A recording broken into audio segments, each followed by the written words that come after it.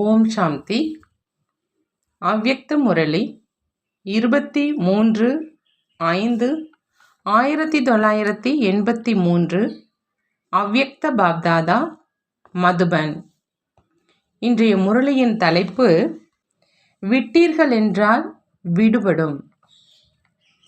இன்று பாப்தாதா ஸ்தாபனை காரியத்தின் தொடக்கத்தில் பொறுப்பாளர்களாக ஆன சகயோகி குழந்தைகளை பார்த்துட்டு இருக்கிறாங்க. அனைத்து சகயோகி குழந்தைகளின் பாக்கியத்தை பார்த்து மகிழ்ச்சி அடைந்து கொண்டிருக்கிறாங்க. ஸ்தாபனையினுடைய வரைபடத்தை பார்த்து கொண்டிருந்தோம். தொடக்க காலத்தில் இந்த சிரேஷ்ட பிராமணர்களின் உலகத்தின் சரித்திரம் மற்றும் பூகோளத்தை பார்த்துக்கிட்டு இருந்தோம். எந்தெந்த சிரேஷ்ட ஆத்மாக்கள் எந்த நேரம் எந்த ஸ்தானத்தில் மேலும் எந்த விதிபூர்வமாக சகயோகி ஆனாங்க அப்படிங்கிறத பார்த்துட்டு இருந்தோம். அதில் என்ன பார்த்தோம் அப்படின்னா 3 விதமான சகயோகி குழந்தைகளை பார்த்தோம் அப்படின்னு சொல்கிறாங்க பாப்தாதா.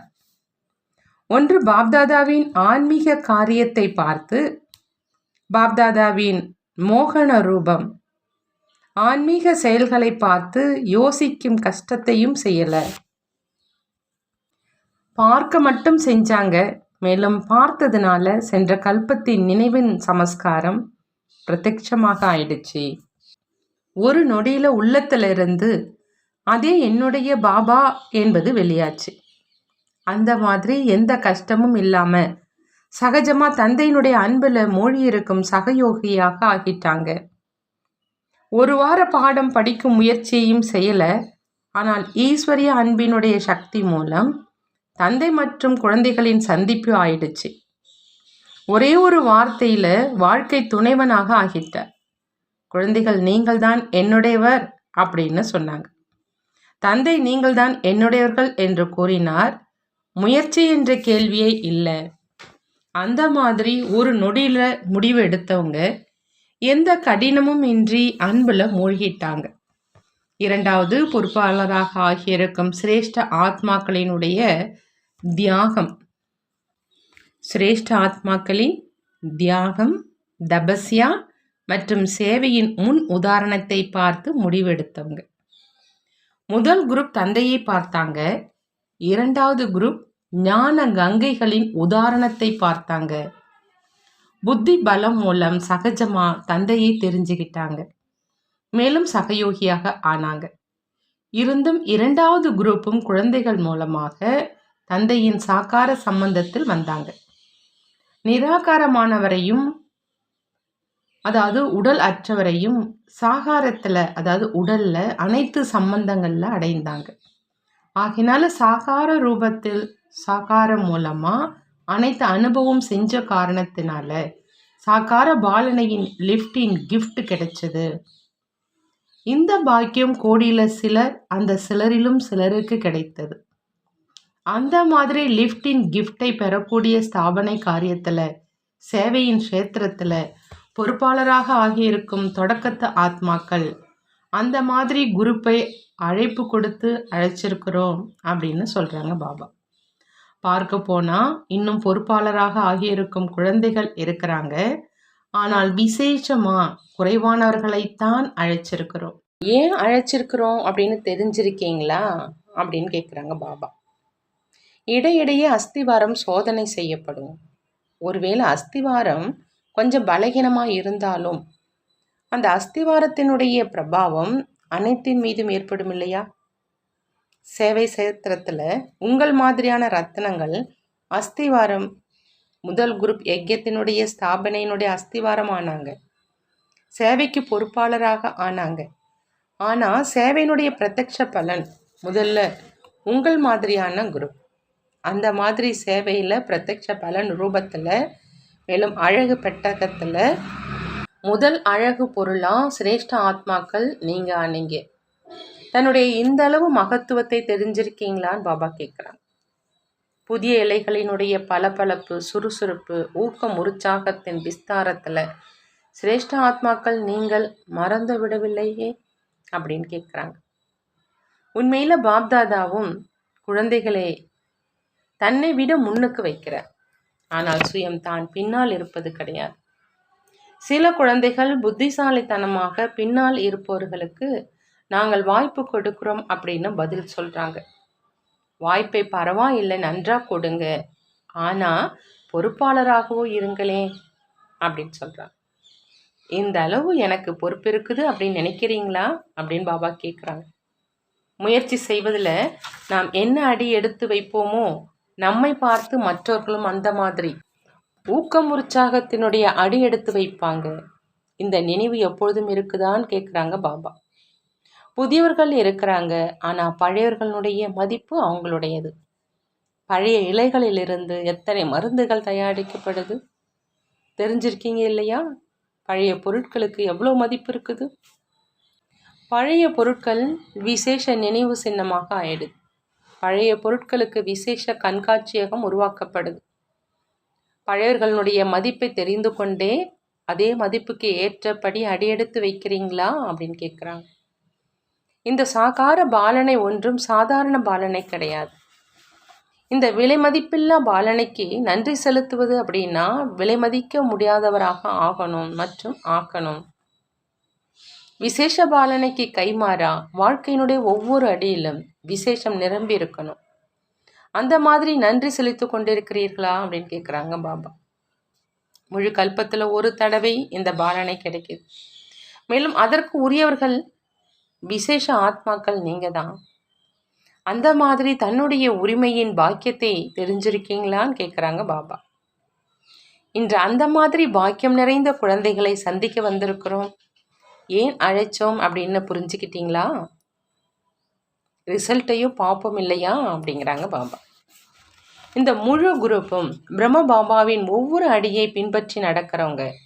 ஏன் அப்படின்னா இந்த ஸ்தூல கண்களால் பார்த்துருக்கீங்க, திவ்ய கண்களால் மட்டும் பார்க்கல.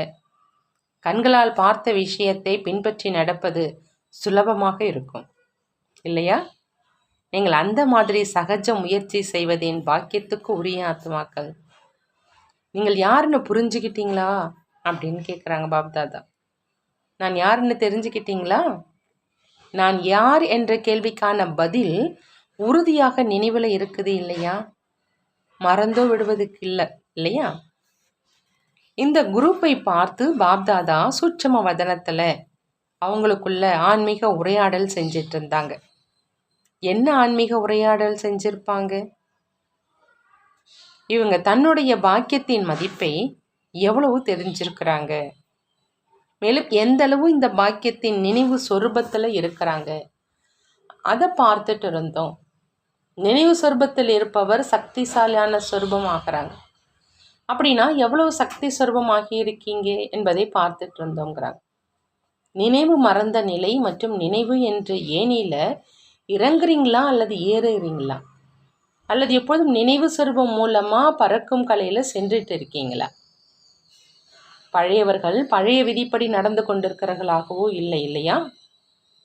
பறக்கும் கலைக்கு பதிலாக இதுவரையிலும் படி ஏறிக்கொண்டும் இறங்கி கொண்டும் இருக்கீங்களா?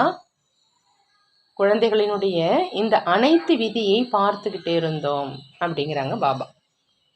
பிரம்ம பாபா குழந்தைகளின் மேல் உள்ள அன்பின் காரணமா எப்பொழுதும் ஒவ்வொரு அடியிலும் சகஜ மற்றும் சிரேஷ்ட பிராப்திக்கான ஆதாரமா தந்தை எனக்கு சமமாக ஆயிட்டீங்க அப்படின்னா விட்டீர்கள் என்றால் விடுபடும் என்ற ஒரு விஷயத்தை எப்பொழுதும் வாழ்க்கையில் பிரம்ம பாபாவினுடைய தாயத்தின் ரூபத்தில் நினைவு வச்சுக்கணும். தன்னுடைய உடலின் நினைவை மறந்து ஆத்ம அபிமானி ஆவதிலும், சம்பந்தத்தின் பற்றுதலிருந்து விலகி பற்றுதலை வென்றவர் ஆவதிலும், ஆன்மீக சேவை களத்தில் வெற்றி அடைவதிலும் தொடர்பில் வரும்பொழுது சுபாவ சமஸ்காரமாக ஆனாலும் இந்த அனைத்து விஷயங்களிலும் விட்டீர்கள் என்றால் விடுபடுவீர்கள். இந்த என்னுடைய என்ற கை இந்த கிளைகளை பிடித்து கிளைகளில் அமர்ந்திருக்கும் பறவையாக ஆக்கிடுது. இந்த என்னுடைய என்ற கைகளை விட்டீர்கள் என்றால் என்னவாக ஆயிடுவீங்க? பறக்கும் பறவையாக ஆயிடுவீங்க. விடுபடுவதும் இல்லை, ஆக போவதும் இதுதான். இப்படி இருக்கக்கூடாது. ஆனால் ஆதாரமானவங்க சிரேஷ்ட ஆத்மாக்கள் ஆகிவிட்டோம் அப்படிங்கிற அந்த விழாவை கொண்டாடுங்க. யோசிச்சுட்டு இருக்கோம், திட்டத்தை உருவாக்குவோம் என்று அப்படி இருக்க வேண்டாம். எந்த விழாவை கொண்டாடுவீங்க அப்படின்னு யோசிச்சிட்டிங்களான்னு கேட்குறாங்க பாபா. ஒவ்வொரு குரூப்பும் நிகழ்ச்சிகள் செய்கிறீங்க இல்லையா? நீங்கள் என்ன விழாவை கொண்டாடுவீங்க? நீங்களோ பிரம்ம பாபாவை பின்பற்றி நடக்கும் பிரம்மா உடன் இருந்த குழந்தைகள் தான் இல்லையா? ஈஸ்வரிய பரிவாரத்தினுடைய வயது முதிர்ந்த ஆத்மாக்கள் நீங்கள். உங்கள் அனைவரின் இவர்கள்தான் தொடக்க காலத்து உதாரண சொரூபமானவங்க. முழு பரிவாரத்துக்காகவும் தந்தையினுடைய அனைத்து ஆசைகளை நிறைவேற்றும் தீபங்கள் என்று பாப்தாதா மற்றும் பரிவாரத்தினுடைய பார்வை எப்பொழுதும் இருக்குது. ஆகையினால எந்த விழாவை கொண்டாடுவீங்க? தந்தைக்கு சமமாக ஆகிவிட்டோம், ஜீவன் முக்த ஆத்மாக்களாக ஆகிட்டோம், பற்றுதலை வென்று நினைவு சொருபமானவர்கள் இருந்து சக்தி சொருபமாகிட்டோம், நினைத்தோம் மற்றும் ஆகிவிட்டோம் என்ற அந்த மாதிரி சக்திசாலியான விழாவை கொண்டாடுங்க. தயார்தான் இல்லையா? அல்லது செய்யவோ வேண்டும் என்று யோசிக்கிறீங்களா? வேண்டும் என்று இல்லாமல், ஆனால் தந்தையினுடைய அனைத்து விருப்பங்களை நிறைவேற்றக்கூடிய நான் தொடக்க காலத்தின் ஒரு முன்மாதிரி. அந்த மாதிரி நிச்சய புத்தியுடைய வெற்றி ரத்னம் என்று வெற்றி விழா கொண்டாடுங்க. எதற்காக அழைத்தோன்னு புரிஞ்சுக்கிட்டீங்களா? தெளிவாயிடுச்சா அப்படின்னு கேட்குறாங்க பாபா. இவங்க எல்லோருமே கிரீடம் அணியுங்கள், இவங்கள் எல்லோருக்கும் கிரீடம் அணிவீங்கள். பொறுப்பின் கிரீடம் அணிவிப்பு விழாவை இவர்கள் மூலம் கொண்டாடுங்க. எனவே தான் வந்திருக்கீங்க. ஒன்றும் பதில் பேசுவது கிடையாது. வயதானவர்களாக ஆயிட்டீங்க. பிரம்ம பாபாவை என்னவாக பார்த்தீங்க? இந்த நேரம் வயதானவர், மேலும் அடுத்த நேரம் சின்ன குழந்தை. பார்த்தீர்கள் இல்லையா? தந்தையை பின்பற்றி நடங்க. சரி என்று கூறுவதில் தந்தையாகி விடுங்கள். மேலும் சேவையில் வயதானவர், சின்ன குழந்தைகளின் சுறுசுறுப்பை பார்த்தீர்கள் இல்லையா? எவ்வளோ மகிழ்ச்சியோடு சரி ஐயா சரி ஐயா அப்படின்னு கூறினாங்க. விசேஷ அழைப்பின் பேரில் விசேஷ ஆத்மாக்கள் வந்திருக்கிறாங்க. இப்பொழுது விசேஷ சேவை பொறுப்பிற்காக மீண்டும் விழா கொண்டாடுங்க. இடையிடையில் கிரீடத்தை இறக்கி வைத்து விடுகிறீர்கள். இப்பொழுது கழட்டவோ முடியாத மாதிரி இறுக்கமாக்கிவிட்டு செல்லுங்கள். விழாவினுடைய ரிசல்ட்டாக என்ன ஆச்சு என்று பின்பு சொல்வோம் அப்படிங்கிறாங்க பாபா. நல்லது. எப்பொழுதும் அனைத்து ஆத்மாக்களுக்கு ஊக்கம் உற்சாகம் ஊட்டக்கூடிய, எப்பொழுதும் முயற்சி செய்வதின் அடி மூலம் மற்றவர்களை தீவிர முயற்சியாளராகக்கூடிய, வீணானதை ஒரு நொடியில் விட்டீர்கள் என்றால் விடுபடும் என்று ஆக்கக்கூடிய, எப்பொழுதும் பிரம்ம பாபாவை பின்பற்றி நடக்கக்கூடிய அந்த மாதிரி சேவையின் ஆதி ரத்னங்களுக்கு பாலனை பெறுவதற்கான பாக்கியம் நிறைந்த விசேஷ ஆத்மாக்களுக்கு பாப்தாதாவின் அன்பு நினைவுகள் மற்றும் நமஸ்காரம் செய்கிறாங்க. நாமும் நம்மளுடைய பாப்தாதாவுக்கு அன்பு நினைவுகள் மற்றும் நமஸ்காரம் செய்வோம். சேவாதாரிகளோட அவ்விக்த பாப்தாதா சந்திக்கிறாங்க. சேவாதாரிகளோ எப்பொழுதும் பறந்துக்கிட்டே இருக்கணும். ஏன் அப்படின்னா எக்கிய சேவைக்கான பலம் மிக அதிகம். ஆகையினால சேவாதாரிகள் பலம் நிறைந்தவர்களாக ஆகிட்டீங்க இல்லையா? எக்கிய சேவைக்கு எவ்வளோ மகிமை இருக்குது. ஒருவேளை எக்கிய சேவையை உண்மையான உள்ளத்தோடு செய்கிறாங்க அப்படின்னா ஒரு வினாடிக்கு கூட மிகுந்த பலன் இருக்குது. நீங்கள் எத்தனை நாட்கள் சேவையில் இருந்தீங்க? எனவே பலன்களின் களஞ்சியம் ஒன்றாக சேர்ந்து விட்டது. 21 தலைமுறையினர் சாப்பிட்டு கொண்டே இருக்கிற அளவு பலன் சேமிப்பாக ஆயிடுச்சு. சேவாதாரி அங்கு உங்களிடத்திற்கு சென்ற பிறகு மாயாவினோட வசமாக ஆயிடாதீங்க. எப்பொழுதும் சேவையில் பிஸியாக இருங்க.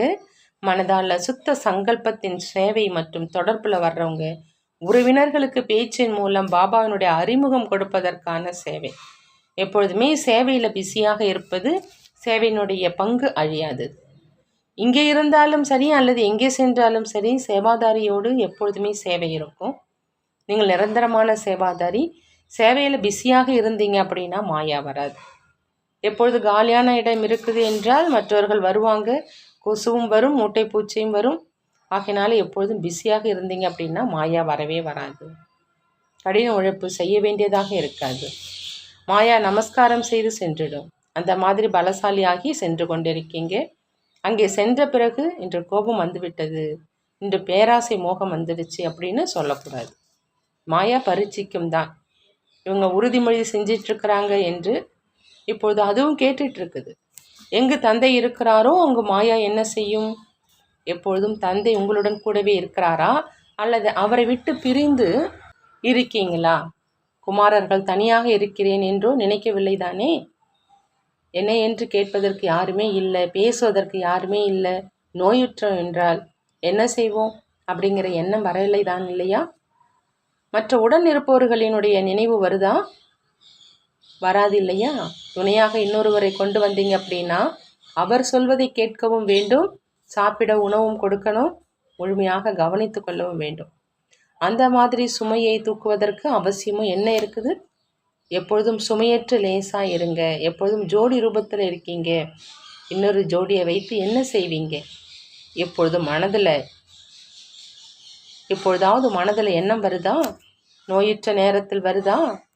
எந்த சம்பந்தத்தினுடைய நினைவு வருதோ அதே சம்பந்தத்தோடு தந்தையை நினைவு செய்யுங்க. பிறகு நோயிற்றிருந்தாலும் தூங்கிக் கொண்டே மிக நல்ல உணவை மற்றவர்கள் சமைத்துவிட்டு சென்ற மாதிரி தயார் செய்துடுவீங்க. ஆகினால எப்பொழுதும் கூடவே இருங்க. நான் தனியாகவே இல்லை, இணைந்திருக்கிறேன்.